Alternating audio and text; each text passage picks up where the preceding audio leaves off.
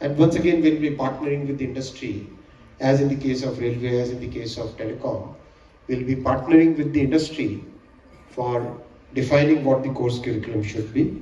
We'll also focus on accelerating the deep tech and AI financing, because we know that venture capital will come at a point where the returns start being visible. The phase before that is most vulnerable.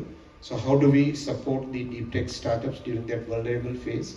Will be part of our mission. End of the day, As we know, the Global Partnership on Artificial Intelligence is a multi-stakeholder initiative that unites leading experts from science, industry, civil society, international organizations, and government. It is a priority area for GPay.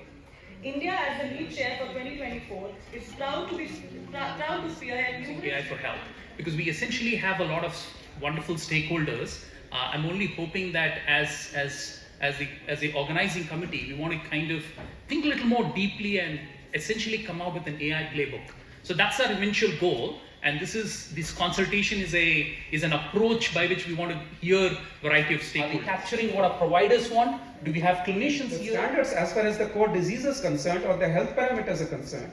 What are going to be the parameters as far as the other accessories, the measuring instruments, and other parameters that would be acceptable as far as implementation of the project is concerned? To enable clinicians to get a whole brain point of view that improves the ability for better prognosis, better diagnostic capabilities.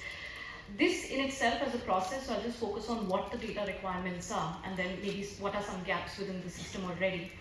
At a fundamental level, if I had to say that I had to map everybody's brain, even in this room today, there are maybe 3 parameters that are of absolute crucial importance. So a lot of records are getting created both in government and in the private sector. So why is there just a outcry for data sets from the government? I think there has to be a larger discourse.